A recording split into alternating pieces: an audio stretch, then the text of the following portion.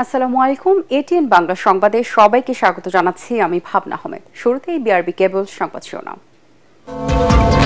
সংস্কার ও জুলাই সনদে সমঝোতায় আসতেই হবে, ঐকমত্য কমিশনের সমাপনী বৈঠকে প্রধান উপদেষ্টা ডক্টর ইউনূস। ফেব্রুয়ারিতে মহোৎসবের নির্বাচন।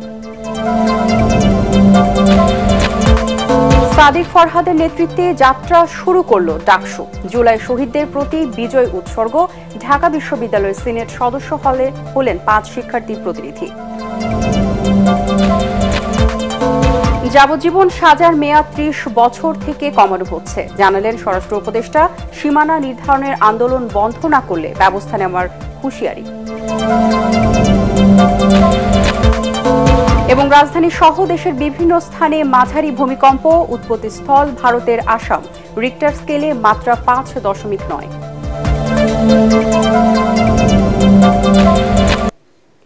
শুনছিলেন বিআরবি কেবল সংবাদ শিরোনাম।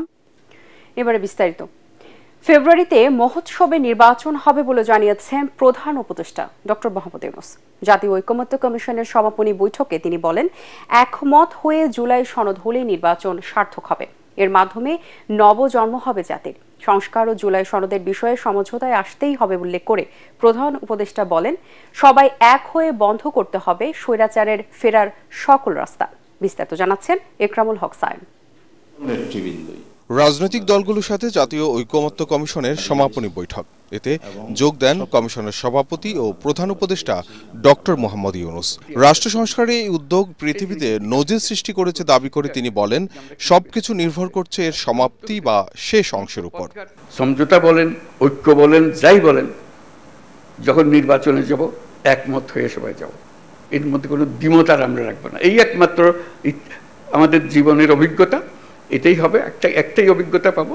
এই জিনিসটা আমরা করতে পেরেছি, সুন্দরভাবে করতে পেরেছি। আবারও ফেব্রুয়ারিতে নির্বাচন আয়োজনে দৃঢ় প্রত্যয় জানান প্রধান উপদেষ্টা। তবে সমঝোতা বা ঐক্যের মাধ্যমে তা হতে হবে বলেও জানান তিনি। এখান থেকে আমাদেরকে নির্বাচন পর্যন্ত কিভাবে নিয়ে যাবেন, যাতে এই উৎসবের মধ্যেই নির্বাচনটা হয়ে যাবে। ভেতরে কোনো রকমের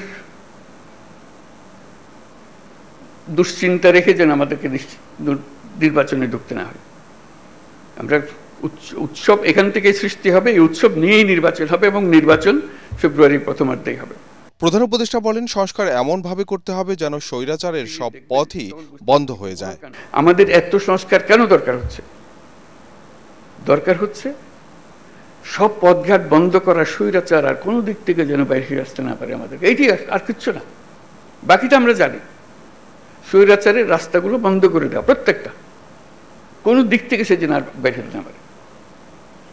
তো সেই স্বৈরাচারকে বন্ধ করতে হলে আমাদেরকে সব একমত হয়ে এটা করতে হবে। দ্বিমতের কোনো জায়গা এখানে নাই। আমরা অনেক কথা বলতে পারি, কিন্তু দ্বিমত করে সমাপ্ত করতে পারবো না। আমার একান্ত আবেদন, যখনই আপনি এই সনদ করবেন, কোলাকুলি করে যে হ্যাঁ আমরা একমত হয়ে গেছি। এ সময় তিনি বলেন, সংস্কার কি চাই তা ঠিক করাই বড় কাজ। বিশেষজ্ঞদের সাথে আলোচনা করে বাস্তবায়নের পথ বের করা হবে বলেও জানান তিনি। এখনো হয়তো আমরা সবাই বুঝতেছি না এই ঐকমত্য কমিশন আমাদেরকে কি দিয়েছে, কি পেয়েছি। 1 বছর পরে যখন এদিকে ফিরিয়ে দেখবেন, তখন বুঝতে পারবেন কি মহাকাণ্ড আপনারা করেছেন। 2 বছর 10 বছর পরে যখন অন্যরা দেখবে, তারা অবাক বিস্ময়ে তাকাবে, কি কাণ্ডটা আপনারা করেছেন। কাছে এটা যেন নিখুঁত হয়, নির্দোষ হয়, যেমনভাবে আমরা করব যেটার থেকে একটা নতুন জাতির জন্মগ্রহণ করলো। আপনারা জন্মগ্রহণের এই সূতিকাগারটা তৈরি করে দিলেন, এখন সে তরতর করে এগিয়ে যেতে থাকবে। আমরা কিছু বোঝাপড়া করেছি, এটা দেশের জন্য করেছি, জাতির জন্য করেছি। এটাই একমাত্র সুযোগ। আর এই সুযোগ আর জীবনে আসবে না। ওই আলাদিনের সেই দৈত্য আর ফিরে আসবে না। একবারই সে একবার জিজ্ঞেস করবে, আর জিজ্ঞাসা করবে না, আর আমরা সুযোগও পাবো না। কাজেই এবারই যেন আমরা সেটা সমাপ্ত করতে পারি। এর আগে ফরেন সার্ভিস একাডেমিতে সমাপনী বৈঠকে বক্তব্য রাখেন বিএনপির স্থায়ী কমিটির সদস্য সালাউদ্দিন আহমেদ, জামাতের সহকারী সেক্রেটারি জেনারেল হামিদুর রহমান আজাদ ও জাতীয় নাগরিক কমিটি এনসিপির সদস্য সচিব আক্তার হোসেন। সংস্কার মতো চলবে, এটা কন্টিনিউয়াস প্রসেস। বিচারে কখনো টাইম লিমিট করা যায় না, ও বিচার হবে তাহলে, কিন্তু নির্বাচনকে এটার কন্ডিশনাল করা যাবে না। আর যদি ফেব্রুয়ারির প্রথমার্ধে বাংলাদেশের নির্বাচন অনুষ্ঠানের জন্য যে কোনো রকমের একটা অনিশ্চিত পরিবেশ সৃষ্টি হয় সেটা ফেসিবাদ চেষ্টা করছে। যদি আমরা এরকম কোনো কর্মকাণ্ড করি যে ফেসিবাদী শক্তি সুযোগ পাবে, আশকারা পাবে, সেটা আমাদের জাতীয় জীবনের জন্য অনেকে বলছে যে এটা ন্যাশনাল সিকিউরিটি থ্রেট হবে। আমি মনে করি এটা রিজিওনাল সিকিউরিটি থ্রেটও হতে পারে। আমরা একমত হতে না পারি, সরকার একমত হতে পারলো না, রাজনৈতিক দল একমত হতে পারলো না, তো যাদের অভিপ্রায়ে অন্তর্বর্তীকালীন সরকার এবং সেই সরকারের প্রতিশ্রুতি সেটা বাস্তবায়নে আমরা জনগণের কাছে যেতে পারি। জনগণ গণভোট দিবে, গণভোটের ইতিহাস বাংলাদেশে আছে, প্রশাসনিক গণভোট আছে, কনস্টিটিউশনাল রেফারেন্ডাম আছে। এগুলোর পথ ধরে যদি আমরা এই অর্ডারটাকে, এই সনদটাকে যদি গণভোটে চলে যায়, তাহলে জনগণ যেটা রায় দেবে আমরা সেটাই মানব। কমিশনের সময় বৃদ্ধি করে বাস্তবায়নের পথকে নিশ্চিতভাবে সকলের কাছে প্রস্ফুটিত করে আমরা যেন এই কমিশনের কার্যক্রমকে সফলভাবে সমাপ্ত করতে পারি। সোমবার মেয়াদ শেষ হচ্ছে জাতীয় ঐকমত্য কমিশনের। প্রধান উপদেষ্টা ইকরামুল হক সায়েম, এটিএন বাংলা, ঢাকা।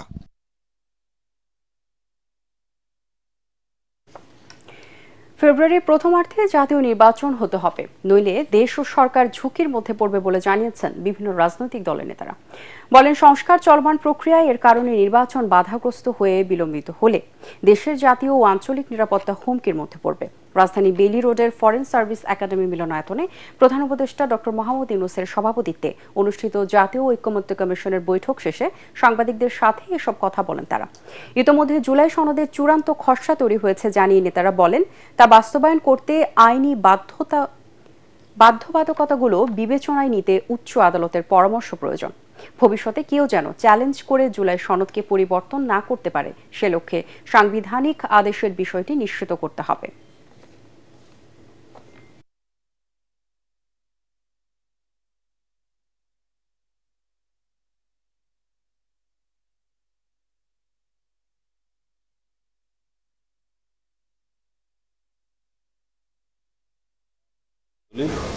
এবং সাংবিধানিক দলিল, এই দলিলটাকে যাতে আমরা বাস্তবায়ন করতে পারি প্রশ্নাতীতভাবে, জাতির কাছে যেন এটা কোনোদিন প্রশ্নবিদ্ধ না হয়, ভবিষ্যতে যেন এটা জুডিশিয়ারিতে চ্যালেঞ্জ না হয়, সেরকম একটা পদ্ধতি আমরা বের করি।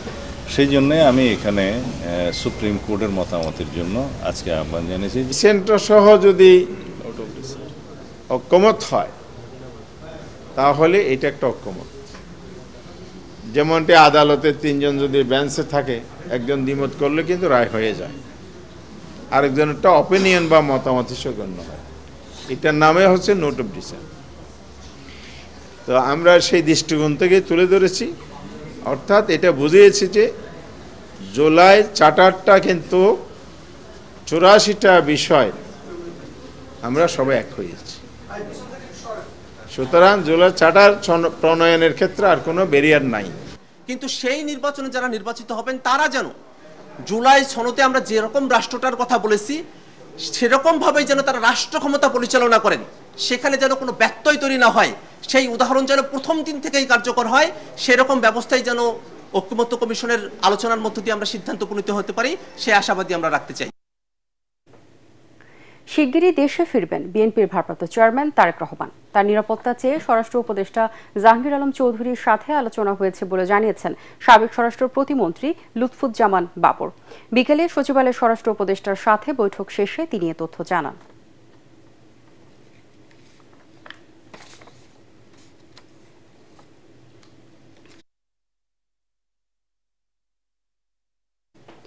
যাত্রা শুরু হলো ৩৮তম ডাকসুর। প্রথম বৈঠক করে আনুষ্ঠানিক কার্যক্রম শুরু করেছেন সাদিক ফরহাদের নেতৃত্বাধীন নবনির্বাচিত প্রতিনিধিরা। বৈঠকে বেশ কিছু সিদ্ধান্ত নেওয়া হয়েছে। ৫ জন ছাত্র প্রতিনিধিকে নিযুক্ত করা হয় ঢাবির সিনেট সদস্য হিসেবে। বৈঠক শেষে ডাকসুর এই বিজয়কে জুলাই শহীদদের উৎসর্গ করেন ভিপি সাদিক কায়েম। বিস্তারিত জানাচ্ছেন ঐশী গোস্বামী প্রমা। দীর্ঘ ৫ বছর পর আনুষ্ঠানিকভাবে শুরু হল ঢাকা বিশ্ববিদ্যালয় কেন্দ্রীয় ছাত্র সংসদ ডাকসুর কার্যক্রম। সকালে ঢাকা বিশ্ববিদ্যালয়ের উপাচার্য কার্যালয়ে ডাকসুর সভাপতি ও ভিসি অধ্যাপক নিয়াজ আহমেদ খানের সভাপতিত্বে নবগঠিত ডাকসুর কার্যনির্বাহী পরিষদের প্রথম সভা অনুষ্ঠিত হয়। যেসব বিষয় নিয়ে আলোচনা হয়েছে আমি সংক্ষেপে ব্রিফ করছি। পরে সবার সিদ্ধান্ত তুলে ধরেন ডাকসুর জিএস এস এম ফরহাদ।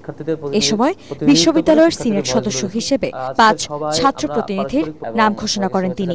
আমাদের পক্ষ থেকে আমরা ওনাকে ফুল দিয়ে শুভেচ্ছা জানিয়েছি এবং ওয়েলকাম করেছি। ভিপি, জিএস, এজিএস ছাড়াও সিনেটের সদস্য নির্বাচিত হলেন সদস্যদের মধ্যে সর্বোচ্চ ভোট পাওয়া সাবিকুন নাহার তামান্না ও পরিবহন সম্পাদক আসিফ আব্দুল্লাহ। সিদ্ধান্ত নিয়েছি আমরা শর্ট টাইমের মধ্যে এক্সিকিউটিভ প্ল্যানগুলো গ্রহণ করব। প্রত্যেকটা বিভাগ এবং যারা নির্বাচিত প্রতিনিধি তাদের 12 মাসে কি কি কাজ হতে পারে, কোন উইকে কি কাজ হতে পারে, টোটাল প্ল্যানটা আমরা শর্ট টাইমের মধ্যে করে আমরা কাজে নেমে পড়বো ইনশাআল্লাহ। এ সময় ডাকসু বিজয়ের মধ্য দিয়ে জুলাই শহীদদের আকাঙ্ক্ষা বাস্তবায়ন হচ্ছে বলে জানান ভিপি সাদিক কায়েম। শিক্ষার্থীদের কাজ হচ্ছে আমাদেরকে প্রশ্ন করা, আর আমাদের কাজ হচ্ছে আমরা যে কমিটমেন্টগুলো দিয়েছি সেগুলো বাস্তবায়ন করা। এখানে আমরা কেউ জয় অথবা পরাজয় হয়নি, হার জিতের কিছু নেই, আমরা সবাই জিতে গিয়েছি। ডাকসু নির্বাচনের মাধ্যমে জুলাই প্রজন্ম বিজয়ী হয়েছে, ডাকসু নির্বাচনের মাধ্যমে শহীদদের আকাঙ্ক্ষা বিজয় হয়েছে এবং ঢাকা বিশ্ববিদ্যালয়ের 40,000 শিক্ষার্থীরা বিজয়ী হয়েছে। ভিপি বলেন, নেতা নয়, শিক্ষার্থীদের প্রতিনিধি হিসেবেই কাজ করবেন তারা। আমাদের যারা সহযোগিতা আছে। Aishi Goswami Proma, ATN Bangla, Dhaka. Election engineering এর মাধ্যমে ঢাকা ও জাহাঙ্গীরনগর বিশ্ববিদ্যালয় ছাত্র সংসদ নির্বাচনে একটি বিশেষ ছাত্র সংগঠনকে বিজয়ী করা হয়েছে বলে অভিযোগ করেছেন বিএনপির সিনিয়র যুগ্ম মহাসচিব রুহুল কবির রিজভী। রাজধানী ডিপ্লোমা ইঞ্জিনিয়ার্স ইনস্টিটিউশন মিলনায়তনে ডিপ্লোমা প্রকৌশলীদের সংগঠন ডিইএব এর নতুন কমিটির পরিচিত সভায় তিনি আরও বলেন, 16টি পাবলিক বিশ্ববিদ্যালয়ে জামায়াতপন্থী শিক্ষকদের ভিসির পদে বসানো হয়েছে। তারাই এখন একটি ছাত্র সংগঠনের পক্ষে কাজ করছে। রাষ্ট্র ও একটি মহল মিলে বিএনপিকে ঘায়েল করার ষড়যন্ত্র করছে বলে অভিযোগ করেন রিজভী। জামায়াতকে উদ্দেশ্য করে রিজভী বলেন, ফ্যাসিবাদের চূড়ান্ত রূপ হচ্ছে উগ্র সাম্প্রদায়িকতা, ইসলাম প্রচারের নামে মওদুদিতন্ত্র প্রতিষ্ঠার চেষ্টা মানুষ মেনে নেবে না।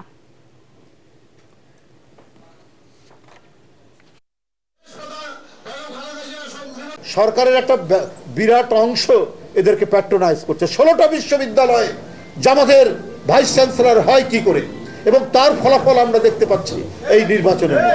আপনি জালিয়াতি না বললেও একটা বিশ্ববিদ্যালয়ের কর্তৃপক্ষের সামগ্রিক মেকানিজম যাতে একটি ছাত্র সংগঠনকে বিজয়ী করা যায়, ঠিক একই কাজও ঢাকা বিশ্ববিদ্যালয়ে হয়েছে। ছাত্রলীগের নেতা সেজে ক্যাম্পাসে অবস্থান করে হেলমেট পরে গণতান্ত্রিক কর্মী, ছাত্রদল সহ অন্যদেরকে আঘাত করেছেন। আবার শেখ হাসিনার পতনের পর আসল রূপ নিয়ে যারা ছাত্র শিবির হয়ে গেলেন, বিভিন্ন এলাকায় এই আওয়ামী লীগারদেরকে জামাতের সদস্য করা হচ্ছে, তার প্রমাণ আছে, ডকুমেন্ট আছে। ফরিদপুরের ভাঙ্গায় সংসদীয় আসন পুনর্বিন্যাসের প্রতিবাদে দিনভর সড়ক অবরোধের পর সন্ধ্যায় তুলে নিয়েছে এলাকাবাসী। এর আগে সকাল থেকে মহাসড়ক অবরোধ, রেলপথ বন্ধ ও জেলা প্রশাসকের কার্যালয় ঘেরাও করেন বিক্ষুব্ধরা। ফরিদপুরে ট্রেন থামিয়ে নামিয়ে দেওয়া হয় যাত্রীদের। এসব কর্মসূচির কারণে চরম ভোগান্তিতে পড়েন সড়ক, মহাসড়ক ও রেলপথে চলাচলকারী ও জেলা প্রশাসনে আসার সেবা প্রত্যাশীরা।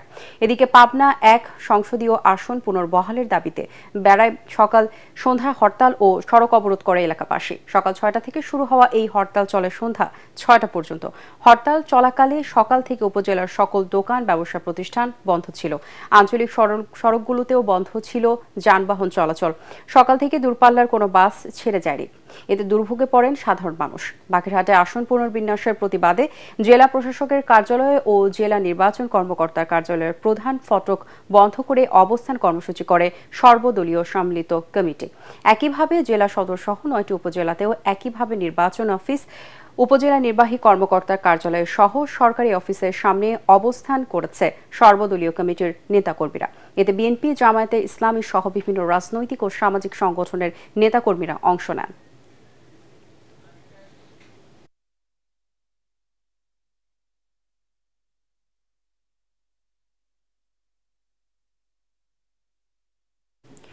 যাবজ্জীবন কারাদণ্ডের মেয়াদ 30 বছর থেকে কমাচ্ছে সরকার। মেয়েদের ক্ষেত্রে সর্বোচ্চ 20 বছর এবং ছেলেদের সাজার মেয়াদ বেশি করা হবে বলে জানিয়েছেন স্বরাষ্ট্র উপদেষ্টা জাহাঙ্গীর আলম চৌধুরী। তিনি জানান, জাতীয় নির্বাচন উপলক্ষে প্রস্তুত করা হচ্ছে আইন শৃঙ্খলা বাহিনীকে। সীমানা নির্ধারণ ইস্যুতে দেশের বিভিন্ন স্থানে সড়ক অবরোধ দমাতে আইন শৃঙ্খলা বাহিনীকে কঠোর হওয়ার নির্দেশ দেওয়া হয়েছে বলেও জানান উপদেষ্টা। সচিবালয়ে কোর কমিটির বৈঠক শেষে তিনি এসব তথ্য জানান। রিপোর্ট মাহবুব কবির চপলের। সারা দেশে ৬৮ কারাগারে এখন বন্দী প্রায় ৮০,০০০। এর মধ্যে যাবজ্জীবন সাজাপ্রাপ্ত আসামির সংখ্যা ৬,৭০০ জন। তাদের মধ্যে পুরুষ ৬,৩৫০ আর নারী ৩৫০ জন। দেশের আইন অনুযায়ী যাবজ্জীবন সাজা মানে ৩০ বছর সশ্রম কারাদণ্ড। এমন আসামিদের অনেকেই বয়োবৃদ্ধ হবার কারণে তাদের চিকিৎসায় খরচ বাড়ছে বলে জানায় জেল কর্তৃপক্ষ। এ অবস্থায় যাবজ্জীবন সাজার মেয়াদ কমিয়ে অনেক আসামিকে খালাস দেওয়ার উদ্যোগ নিচ্ছে স্বরাষ্ট্র মন্ত্রণালয়। কারা যারা আছে বন্দী আছে আক্রান্ত এবং তাদের ঔষধের ব্যাপারে একটা বাজেটেরও বেশি দরকার হয়। তো আমরা চাচ্ছিলাম যে ওই যে লাইফ টার্ম তাদের 30 বছর ওইটাকে কমায় কত করা যায়, একটা যুক্তিযুক্ত একটা কিভাবে ছাড়ার ব্যবস্থা করা যায়। স্বরাষ্ট্র উপদেষ্টা জানান, ডাকসু ও জাকসু নির্বাচনে ভালো করেছে আইন শৃঙ্খলা রক্ষাকারী বাহিনী। জাতীয় নির্বাচনেও এ ধারা অব্যাহত রাখতে প্রস্তুতি চলছে। সীমানা নির্ধারণ নিয়ে বিভিন্ন স্থানে যারা রাস্তা অবরোধ করছে তাদের বিরুদ্ধে কঠোর ব্যবস্থা নেওয়ার নির্দেশ দেওয়া হয়েছে। রাস্তা কিন্তু ব্লক করার অধিকার কারোই নেই, যেহেতু তার যদি কোনো দাবি দেওয়া থাকে তারা প্রপার চ্যানেলে জানাবে, কিন্তু রাস্তা ব্লক করে জনগণকে ভোগান্তি করা এটা কিন্তু কোন অবস্থায় আমার মনে গ্রহণযোগ্য না। এবারের পূজাও নির্বিঘ্ন করতে সব ধরনের ব্যবস্থা নেওয়া হচ্ছে বলেও জানান তিনি। পূজার ক্ষেত্রে কোনো ধরনের কোনো অসুবিধা যেন না হয়, এই জন্য আমাদের যা যা করার আমরা সবই করব এবং পূজাটা যেন নির্বিঘ্নে এবং ধর্মীয় রীতিনীতি মেনে যেন করতে পারে, এই জন্য আমরা সব ব্যবস্থা করে দেব এবং এটার জন্য পবিত্রতা রক্ষা হয়, এই জন্য আমরা সব ব্যবস্থা করব। পুরস্কার ঘোষণার পর পুলিশের লুঠুয়া অস্ত্র উদ্ধারের সংখ্যা বাড়ছে বলে জানান স্বরাষ্ট্র উপদেষ্টা। মাহবুব কবির, চপল, এটিএন বাংলা, ঢাকা। চাকরির পেছনে না ছুটে উদ্যোক্তা হয়ে সমাজে অবদান রাখার আহ্বান জানিয়েছেন প্রধান উপদেষ্টা ডক্টর মোহাম্মদ ইউনূস। আগারগাঁয়ে পিকেএসএফ ভবন 2 উদ্বোধন শেষে তিনি কথা বলেন। তরুণ উদ্যোক্তা গড়ে তুলতে সব ধরনের সহায়তা দিতে এনজিওগুলোর প্রতি তাগিদ দেন প্রধান উপদেষ্টা। তিনি বলেন, দারিদ্র্য বিমোচনে বিশ্বের যে কোনো দেশের চেয়ে বেশি কাজ করেছে বাংলাদেশ। আর জানাচ্ছেন ইয়াসিন রানা। কার্যক্রম সম্প্রসারণ, গবেষণা, প্রশিক্ষণ সহ আধুনিক সুযোগ সুবিধা নিশ্চিতে পল্লী কর্মসহায়ক ফাউন্ডেশন পিকেএসএফ এর 2য় ভবন উদ্বোধন করেন প্রধান উপদেষ্টা। এ সময় এরশাদের শাসনামলে পিকেএসএফ এর প্রতিষ্ঠার ইতিহাস তুলে ধরেন তিনি। বিশ্বব্যাংক পেছনে লেগে রইল, যেটা একবার প্রেসিডেন্ট পর্যন্ত গেল বিশ্বব্যাংক। তখন জেনারেল এরশাদ প্রেসিডেন্ট, তিনি আমাকে তলব করলেন, বলে যে টাকাটা দিচ্ছে যখন এটা রাখার কোনো ব্যবস্থা করা যায় কিনা। টাকার পরিমাণও খুব কম, 24 কোটি টাকা। এই 24 কোটি টাকার জন্য এত কথা হইতেছে। প্রফেসর ইউনূস বলেন, দারিদ্র্য বিমোচনে সবার অক্লান্ত প্রচেষ্টায় বাংলাদেশের আজকের এই অবস্থান। বাংলাদেশের যে প্রস্তুতি দারিদ্র্য নিরসনের অন্য কোনো দেশে এরকম হয়েছে বলে মনে হয় না। একেবারে গোড়াতে গিয়ে যে মানুষের সঙ্গে কাজ করা, সেটার যথেষ্ট কাজ হয়েছে, বিভিন্ন সবাই মিলে কাজ করেছে। কাজে ওই যে স্টেজে এসছি, এখন একেবারে বড় আকারে চলে যাওয়ার সময় এসছে। এটা পারা যাবে, টাকারও অভাব হওয়ার কথা না। তথ্য প্রযুক্তি কাজে লাগিয়ে তরুণদের উদ্যোক্তা হবার অনুপ্রেরণা জানিয়ে প্রধান উপদেষ্টা বলেন, বিশ্ব এখন হাতের মুঠোয়। উদ্যোক্তা হয়ে বিশ্বকে জয় করতে হবে। মানুষ কারো চাকরি করার জন্য আসে না, মানুষের জন্ম হয়েছে উদ্যোক্তা হওয়ার জন্য। কাজে সেটার দিকে যেন আমরা যেতে পারি, আমরা সবাইকে সে সুযোগ যেন দিতে পারি যে উদ্যোক্তা হওয়ার সুযোগটা তার আছে। এই সুযোগটা নিল কিনা। প্রযুক্তি আমাদেরকে একেবারে বিশ্বের সঙ্গে যুক্ত করে দিয়েছে সমস্ত কাজে। কাজে সেই প্রযুক্তিকে ব্যবহার করে এখন সময় এসছে যে আমরা প্রতিটি মানুষকে তার সৃজনশীলতাকে কেন্দ্র করে যেখানে যেতে চায় সেখানে যাওয়ার সুযোগ আমরা করে দিতে পারি। উদ্যোক্তা তৈরিতে এনজিওগুলোকে নতুন নতুন কার্যক্রম হাতে নেওয়ার আহ্বান জানান প্রধান উপদেষ্টা ডক্টর মোহাম্মদ ইউনূস। ইয়াসিন রানা, এটিএন বাংলা, ঢাকা। অবিলম্বে জুলাই সনদ বাস্তবায়ন সহ 5 দফা দাবিতে 3 দিনের কর্মসূচি ঘোষণা করেছে বাংলাদেশ খেলাফত মজলিস। পুরানা পল্টনা দলের কেন্দ্রীয় কার্যালয়ে সংবাদ সম্মেলনে এই কর্মসূচি ঘোষণা করেন দলটির আমির মাওলানা মামুনুল হক। তিনি জানান, জুলাই সনদ কার্যকর করার বিষয়ে সরকার উদ্যোগ না নেওয়ার আন্দোলনে নামতে বাধ্য হচ্ছেন তারা। এ সময় জাতীয় পার্টি ও 14 দলের রাজনীতি নিষিদ্ধ আগামী নির্বাচনে উচ্চ কক্ষে পিআর পদ্ধতি বাস্তবায়ন, লেভেল প্লেইং ফিল্ড তৈরি, জুলাই গণহত্যা দৃশ্যমান বিচারের দাবিতে কর্মসূচি ঘোষণা করা হয়। এর মধ্যে 18 সেপ্টেম্বর ঢাকা বিক্ষোভ, 19 তারিখ সব বিভাগীয় শহরে এবং 26 সেপ্টেম্বর সব জেলা উপজেলায় বিক্ষোভ মিছিল করবে খেলাফত মজলিস।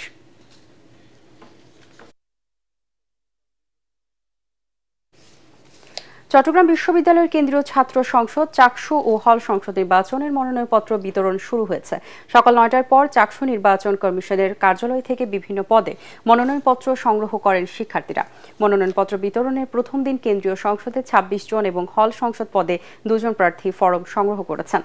কেন্দ্রীয় সংসদে 7 জন ভিপি প্রার্থী এবং 2 জন এজিএস প্রার্থী মনোনয়নপত্র নিয়েছেন। তবে প্রথম দিন মনোনয়নপত্র সংগ্রহ করেননি ছাত্র শিবির, ছাত্রদল ও বাকছাসের মতো ছাত্র সংগঠনের প্রার্থীরা। চাকসু নির্বাচনকে কেন্দ্র করে চট্টগ্রাম বিশ্ববিদ্যালয় ক্যাম্পাসে উৎসব আমেজ বিরাজ করছে শিক্ষার্থীদের মাঝে। আগামী 16 সেপ্টেম্বর বিকেল 3:30 পর্যন্ত মনোনয়নপত্র বিতরণ কার্যক্রম চলবে। নির্বাচনে প্রার্থীদের দিতে হবে ডোপ টেস্টের নমুনা। ডোপ টেস্টের রিপোর্ট পজিটিভ হলে বাতিল হবে প্রার্থিতা। এদিকে রাজশাহী বিশ্ববিদ্যালয় কেন্দ্রীয় ছাত্র সংসদ, রাকসু ও সিনেটে ছাত্র প্রতিনিধি নির্বাচনে প্রার্থীদের মধ্যে লটারির মাধ্যমে ব্যালট নম্বর প্রদান করা হয়েছে। বিকেলে সিলেট ভবনে প্রার্থীদের উপস্থিতিতে নির্বাচন কমিশন ও রিটার্নিং কর্মকর্তা এই লটারির আয়োজন করেন।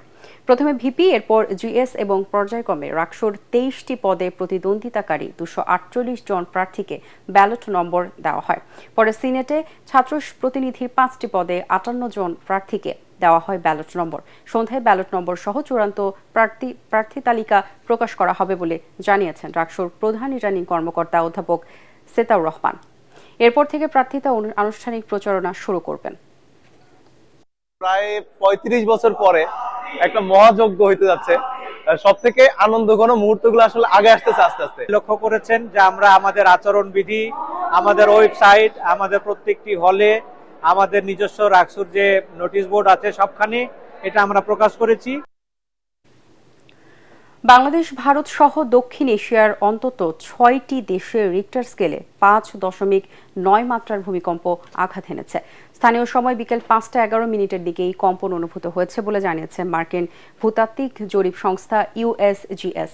বাংলাদেশ সহ ভারত, মিয়ানমার, নেপাল, ভুটান ও চীনে এই ভূমিকম্প অনুভূত হয়।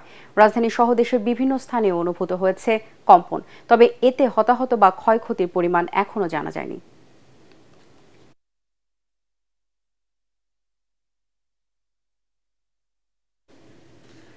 শ্রদ্ধা আর ভালোবাসায় শেষ বিদায় জানানো হলো সঙ্গীত শিল্পী ফরিদা পারভীনকে। বৈরী আবহাওয়া উপেক্ষা করে কেন্দ্রীয় শহীদ মিনারে তাকে শেষবারের মতো শ্রদ্ধা জানান অগণিত ভক্ত অনুরাগী। পরে ঢাকা বিশ্ববিদ্যালয় কেন্দ্রীয় মসজিদে নামাজে জানাজা শেষে তার লাশ নিয়ে যাওয়া হয় কুষ্টিয়ায়। শেষ ইচ্ছে অনুযায়ী বাবা মায়ের কবরের পাশেই বাদিশা ফরিদা পারভীনকে সমাহিত করা হবে বলে জানিয়েছেন পরিবারের সদস্যরা। আরও জানাচ্ছেন ইমদাদুল্লাহ বাবু।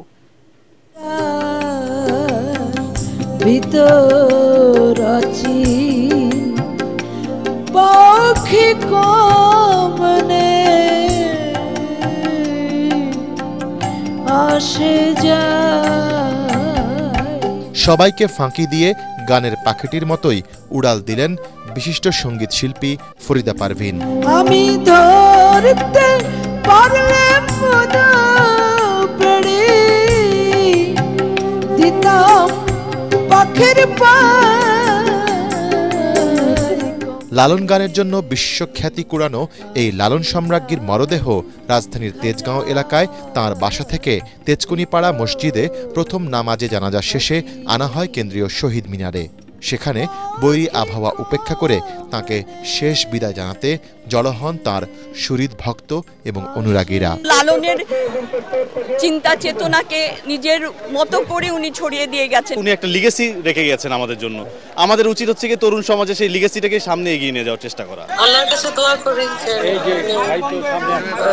দেশ একটা ভালো জায়গা পান। শ্রদ্ধা জানাবার জন্য এসেছেন তার পরিবারের সবাইকে আমাদের পক্ষ থেকে অনেক ধন্যবাদ। ফরিদা পারভীনের সৃষ্টিকর্ম প্রধানত লালন শাহের গানের মাধ্যমে বিকশিত হলেও আধুনিক বাংলা গানে ছিল তার অবাধ বিচরণ। পথের মাঝে পথ হারালে আর কি পাওয়া যায়, তোমরা ভুলেই গেছো মল্লিকাদির নাম। সঙ্গীতের অনবদ্য অবদানের জন্য তিনি পেয়েছেন 21 পদক, জাতীয় চলচ্চিত্র পুরস্কার এবং জাপানের ফুকুওকা এশিয়ান কালচারাল অ্যাওয়ার্ড সহ অসংখ্য দেশি বিদেশি সম্মাননা ও পুরস্কার। প্রেমের কি স্বাদ আছে বলো।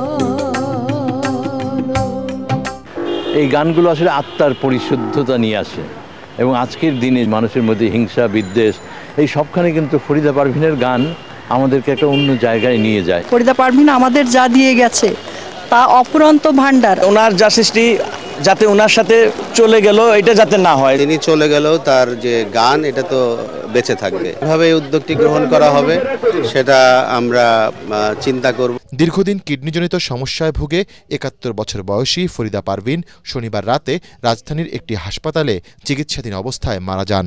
তিনি রেখে গেছেন বিশিষ্ট বংশীবাদক স্বামী গাজী আব্দুল হাকিম, ৩ ছেলে ও ১ মেয়ে সহ অসংখ্য ভক্ত এবং অনুরাগী।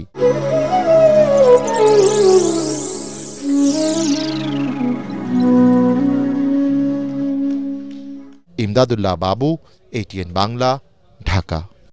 ট্যাক্স দেওয়ার জটিল প্রক্রিয়া সহজ করতে tax representative management system software তৈরি করা হয়েছে বলে জানিয়েছেন এনবিআর চেয়ারম্যান আব্দুর রহমান খান। তিনি বলেন, আগামী বছর থেকে কর্পোরেট ট্যাক্সও অনলাইনে নিতে চায় এনবিআর।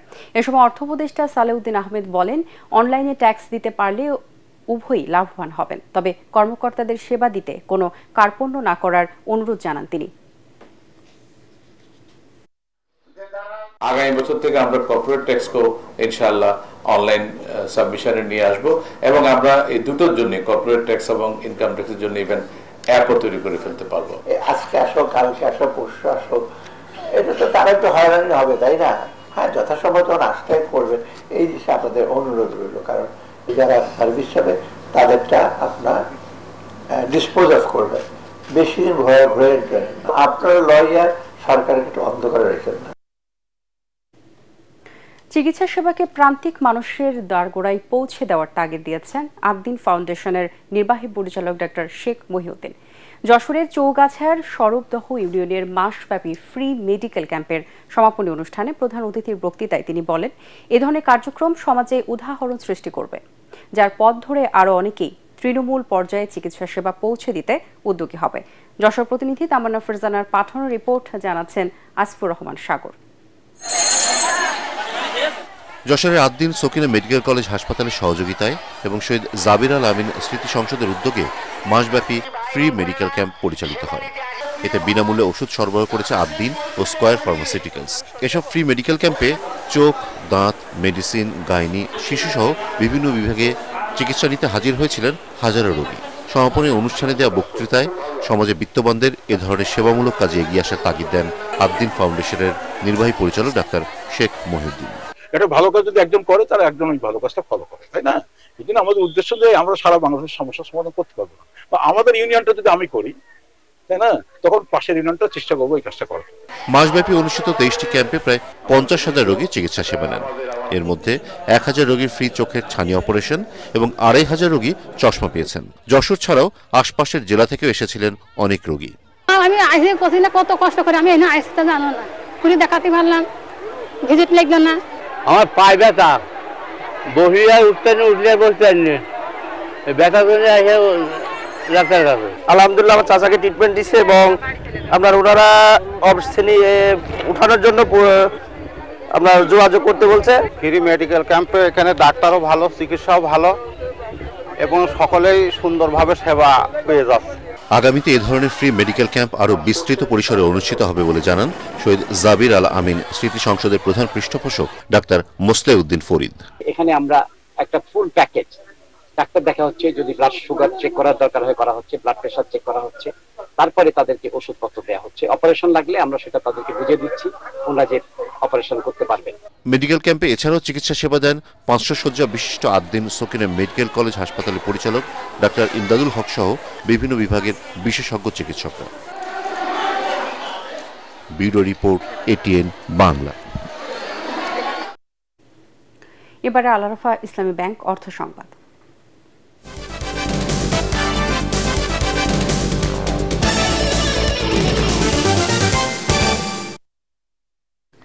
কালিয়াকৈর হাইটেক পার্কে নিরবিচ্ছিন্ন বিদ্যুৎ সরবরাহ নিশ্চিতের কথা থাকলেও ঘন ঘন লোডশেডিংয়ে কোটি কোটি টাকা লোকসান গুনছেন বিনিয়োগকারীরা।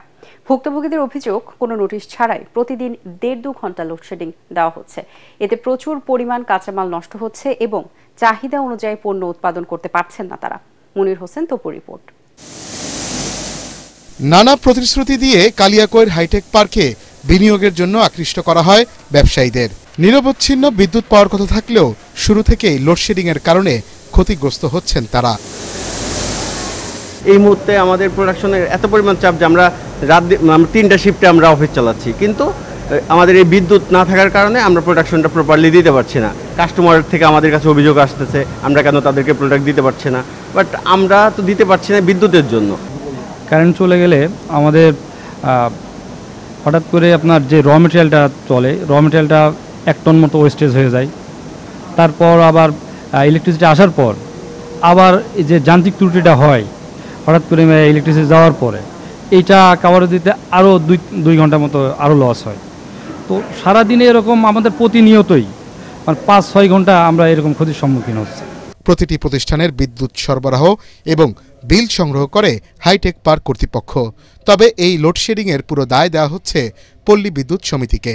এইখানে যখন ইন্ডাস্ট্রিয়াল জিনিসপত্র তৈরি করে এরকম অনেক যন্ত্রপাতি আছে যেটা হিট হইতে 3 ঘন্টা লাগে আপনার, আবার দেখা গেছে লোডশেডিং হলেও ওটা কারেন্ট বন্ধ করলে আবার হিট হইতে আবার 3 ঘন্টা লাগবে।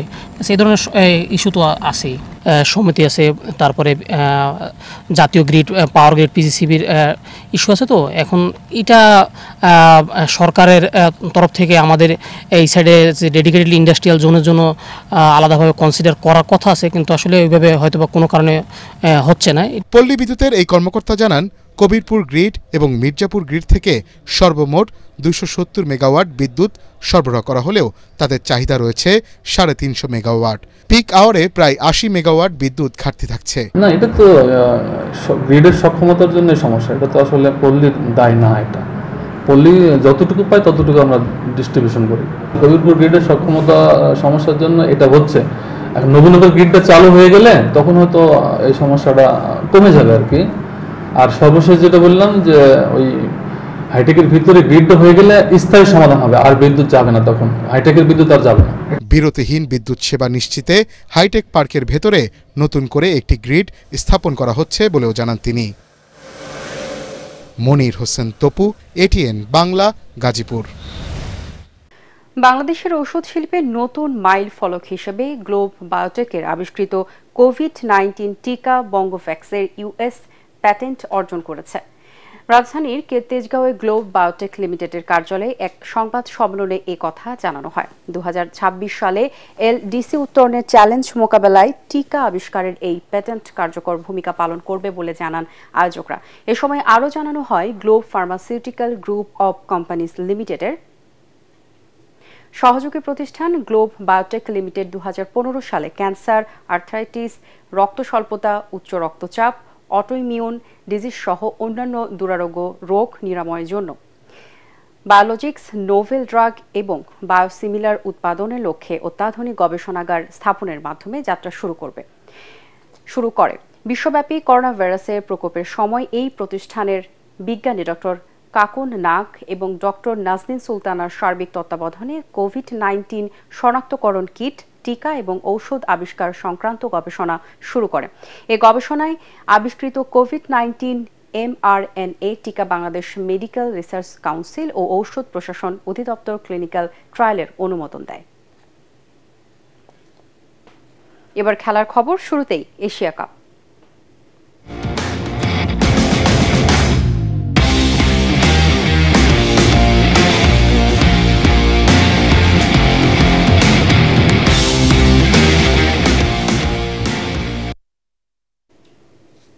দুবাই টি-20 এশিয়া কাপের হাই ভোল্টেজ ম্যাচে রাতে মাঠে নামছে দুই চির প্রতিদ্বন্দ্বী ভারত ও পাকিস্তান।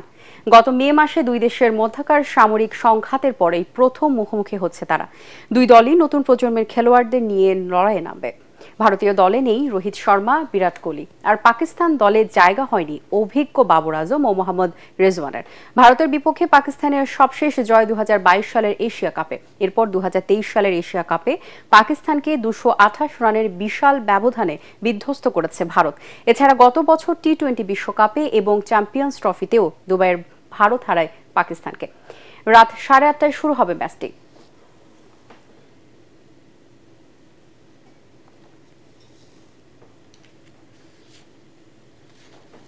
শ্রীলঙ্কার বিপক্ষে হেরে এশিয়া কাপ জয়ের সম্ভাবনা শেষ হয়ে যায়নি বলে জানালেন বাংলাদেশের ব্যাটার জাকের আলী। আবুধাবিতে শ্রীলঙ্কার বিপক্ষে 6 উইকেটে ম্যাচ হারের পর টাইগার উইকেট রক্ষক বলেন যে তার মানসিকতা নিয়েই আফগানিস্তানের বিপক্ষে পরের ম্যাচ খেলতে নামবেন তারা। ভোট ছাড়ার কোনো প্রশ্নই আসে না। আমরা ম্যাচ জেতার জন্য খেলবো, ঠিক একই মেন্টালিটি। এই ম্যাচও আমরা জিতার মেন্টালিটি নিয়ে আসছিলাম, হয় নাই। নেক্সট ম্যাচে অবশ্যই আমরা জিতার মেন্টালিটি, এছাড়া তো আর কোনো উপায় নেই।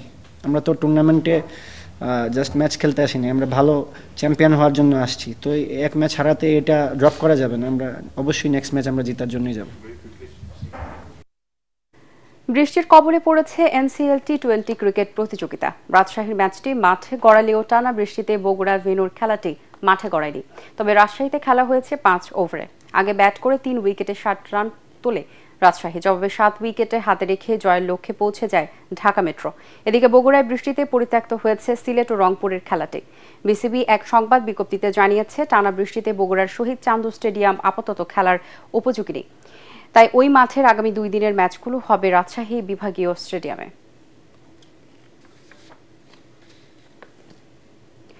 দেশের 21 ক্লাবের 119 জন খেলোয়াড় নিয়ে ঢাকার গুলশান ক্লাবে শুরু হয়েছে জাতীয় স্নুকার চ্যাম্পিয়নশিপ।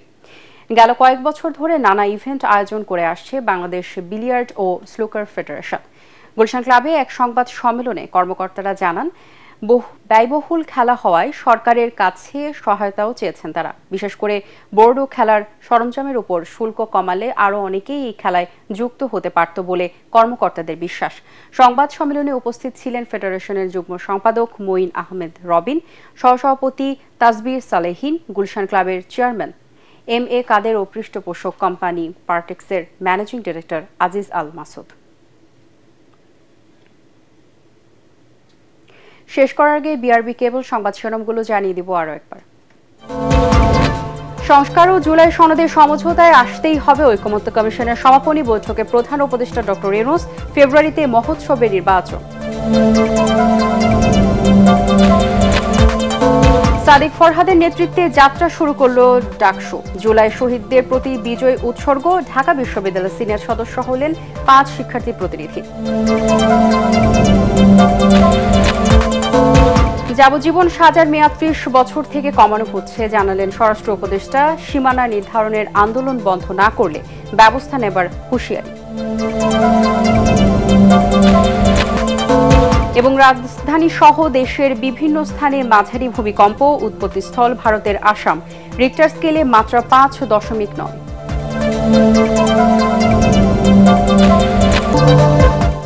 পরবর্তী সংবাদ দেখার আমন্ত্রণ জানিয়ে এখনকার মতো শেষ করছি। এটিএন বাংলার সংবাদ ইউটিউবে দেখতে ব্রাউজ করুন youtube/এটিএন বাংলা নিউজ। ধন্যবাদ সবাইকে।